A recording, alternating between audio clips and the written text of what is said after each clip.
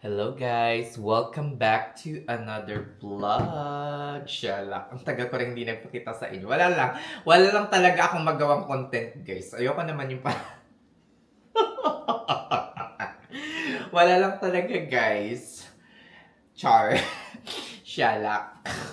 Alam niyo naman kapag nagpapakita ako sa inyo is usually meron akong mga sinasagot na comment, mga ganyan. Tapos hindi ko siya masagot ng in a few words sa comment section and I need to like make a video to answer all of those comments and at the same time yung comments na yun or yung question na yun is also like helpful sa ating mga kababayan, sa ating mga subscriber na nandito sa channel na to or sa channel ko. Syempre, kung nandito kayo sa channel na to is for sure ay isa kayo sa mga conars or nurses na gustong mapunta dito sa Amerika and maranasan naman kung ano yung buhay na nararanasan ko.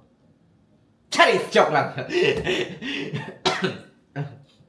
Diba?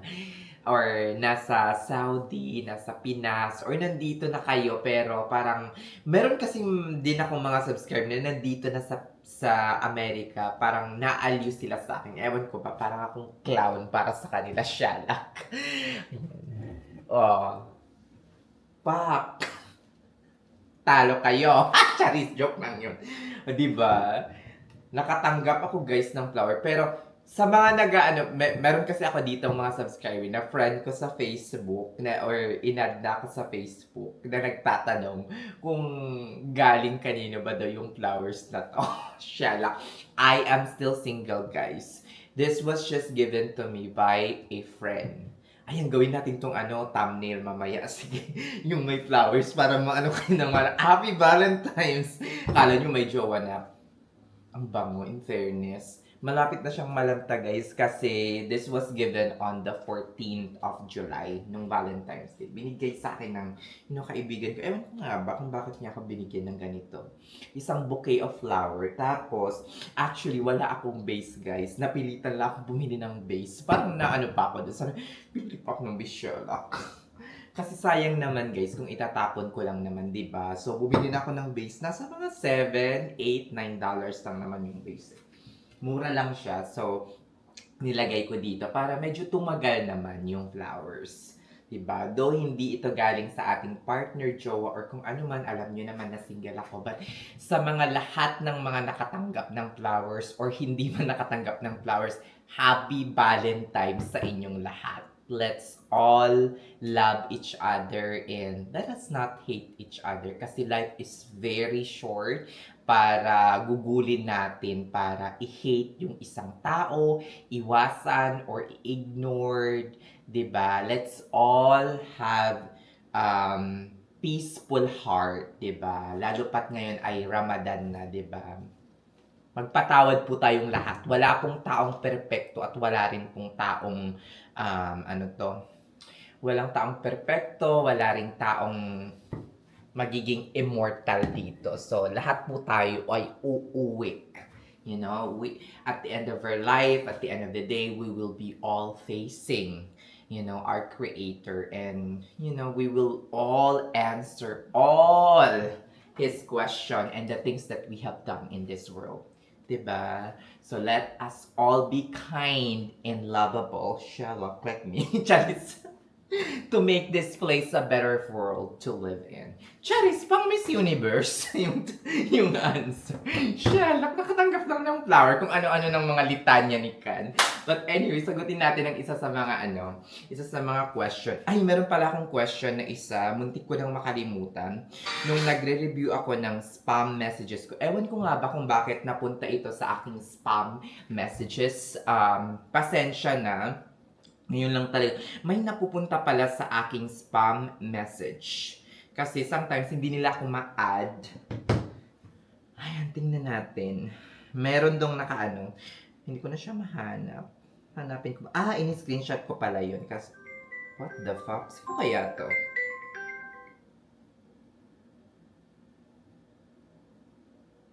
Shit. Ano mas masagot pa kay scammer lang, no? Ayan.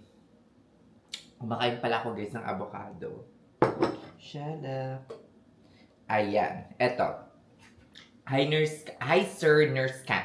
I enjoy watching your YouTube video. Di lahat napapanood ko since busy din ako sa work dito as a nurse sa Abu Dhabi. Oh, may subscriber tayong taga Abu Dhabi. But if I have time, I do watch them. I just finished watching your latest YouTube video. You said that the buyout fee is yung nagastos lang dapat sa'yo ng employer, which is true. What if po nawala naman nagastos ang employer? Kasi ako lahat nag-shoulder sa lahat ng fee, may buyout fee pa din po ba kung sakali? Umalis ako sa facility and di ko tapusin contract. Thank you in advance. God bless and good luck sa bago mong work and facility. I think this was a few days before my flight going to Houston last year. So, eto yon guys. I think ito yung yung latest video na binabanggit niya is yung Goodbye Ohio something na vlog ko before ako umalis ng Ohio. But anyway, yes, kung titingnan mo, ikaw yung gumastos lahat. Like your NCLEX, your IELTS, your English exam, your visa screen, halos ikaw. Especially if you are a direct hire. However, hindi lang naman yun yung gastos ng employer nyo. You also have to think of like legal, pag-create pa lang ng case for you, it needs a lawyer's fee, legal assistance, law firm, mga ganyan. It needs that. And they are paying for that. Gumagastos sila doon. I-140 petition. Regular processing, I think, is close to $1,000, something like that. I'm not aware.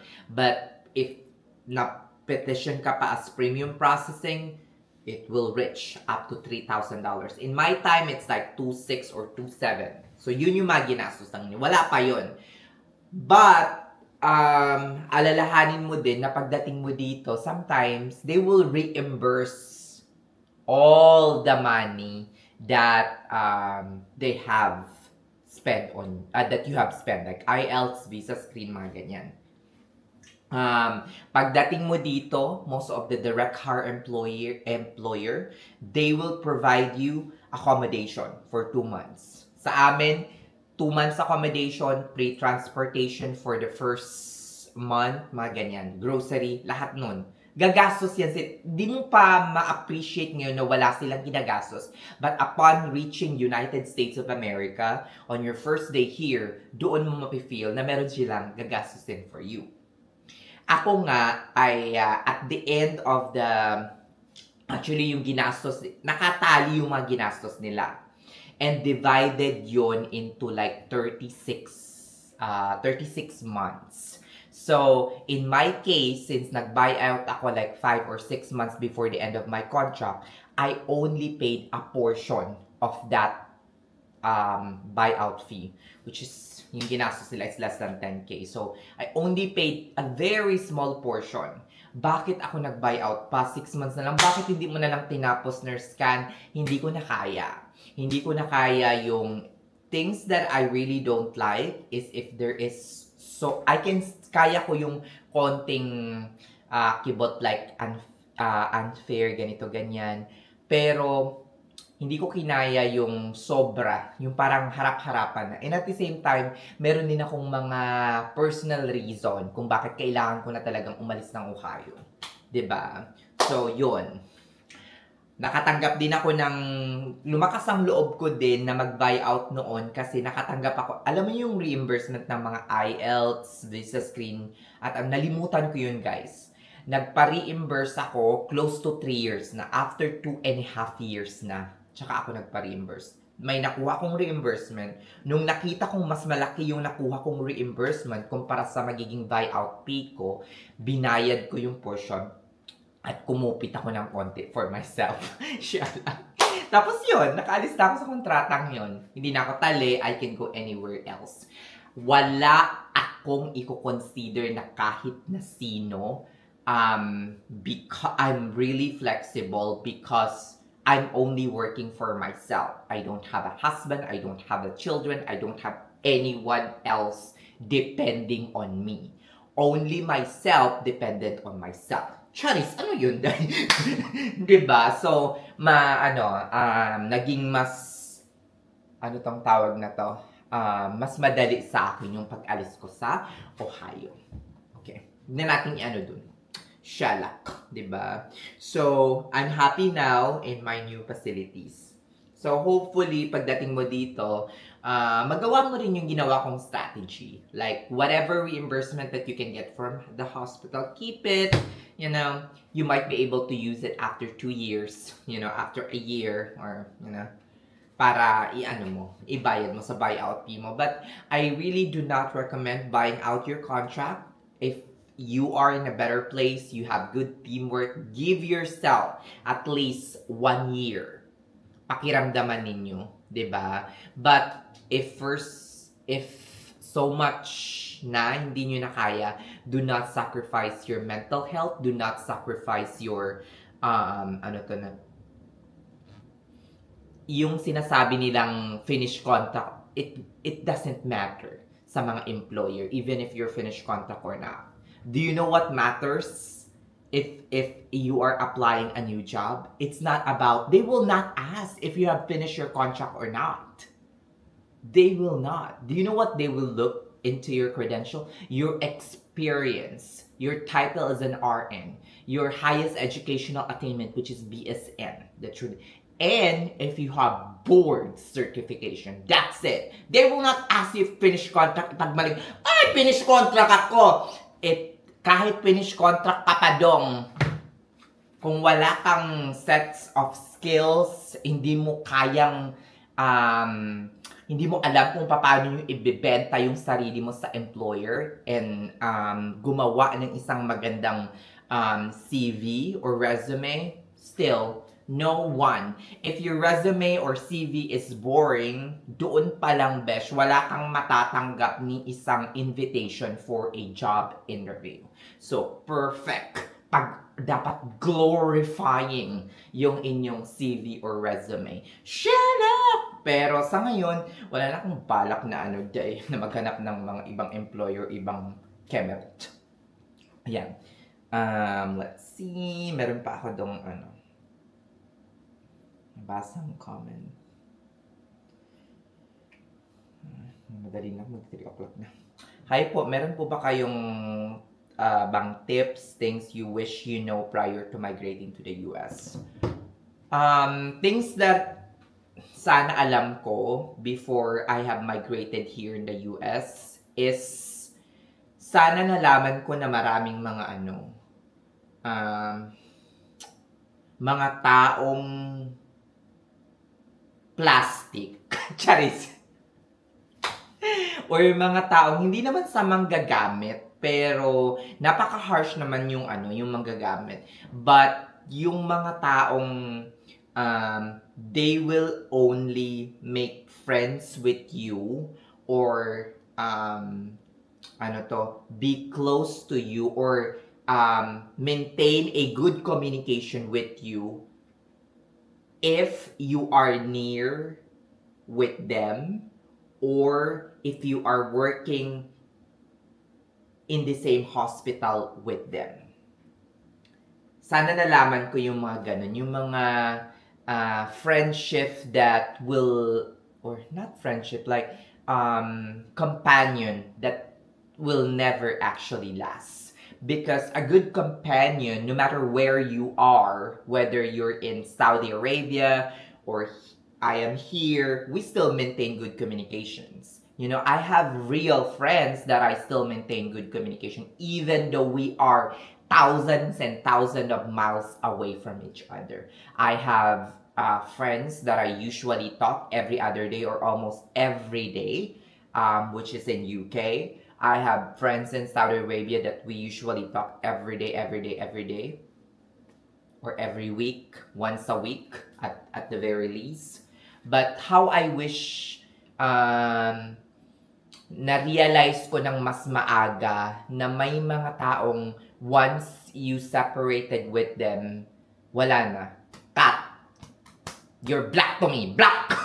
Diba? Yung parang, wala na akong pakialam sa'yo. Tumigil ka. Mga ganun. Diba? Kasi, wala na akong magigain na emotional benefits from you because you are not near to me. I'm not anymore working, we are not anymore working with each other, something like that. So, how I wish I had realized that early on, because, you know, I have no like regrets building relationship with people na hindi na kami okay ngayon. No, I don't have a regret. Memories is a memories, good memories is good memories pa rin. I'm very thankful for that. I am very grateful that it did happen because it's a part of my life, 'di ba? So wala akong hinanakit na kahit kanino. But how I wish I have realized early on that there are people who are parang ano to, dismissive, kumbaga. Dismissive ba yung mga ano, dismissive, mga ganon. May mga taong dismissive na parang, pak, wala. Hindi na kita ignore, hindi na tayo friend, kasi hindi na tayo magkapit-bahay, kasi hindi na tayo same ng work, kasi hindi na tayo same ng ganito, ganyan. Of course, I do understand that every people in our life that we met every day has to play a certain chapter of our life. And unfortunately, that chapter of his part, that participation of your certain friend in your life has already ended, so you move on to the next chapter, mga ganon, diba? So, talagang ganon. Turn na tayo ng ibang page or pahina ng ating buhay, diba? Sometimes hanggang doon na lang, in short. Kagaya din ng love life, yung parang, or pag-ibig, yung parang, okay, hanggang dito na lang. I'm very thankful for all of the memories, all of the time that we spent together, but we cannot anymore stay like this on the next chapter of your life. Next episode, please! Charis! Shut up! Diba? How I wish. Yun yung mga isa sa mga sana nalaman ko nung maaga pa lang. Hindi lang naman before migrating to the US, but even before working in Saudi Arabia. How I wish na-realize ko siya early on in my OFW career.